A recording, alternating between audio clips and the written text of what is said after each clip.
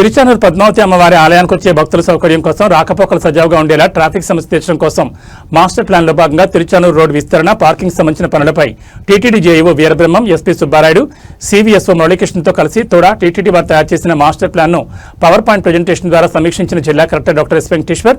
అనంతరం కలెక్టర్ మాట్లాడుతూ బ్రహ్మోత్సవాలు సాధారణ రోజుల్లో కూడా తిరుచానూరు శ్రీ పద్మావతి అమ్మవారిని ఎక్కువ శాతం భక్తులు దర్శించుకుంటారని తెలిపారు.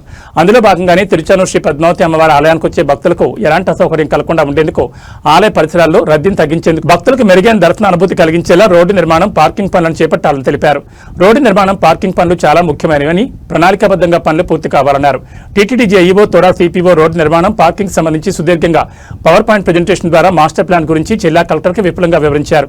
ఈ కార్యక్రమంలో నగరపాలక సంస్థ in charge commissioner Sharadadevi, deputy commissioner Amaraiah, additional SP Ravi Manoharachari, Tirupati RDO Rammohan, AD surveyor Arun Kumar, superintendent engineer Shyam Sundar, RNB SE Sudhakar Nayak, TUDA SE Ravindra, తోడా సిపిఓ దేవి, టీటీడీ ఇంజనీరింగ్ అధికారులు తదితరులు పాల్గొన్నారు.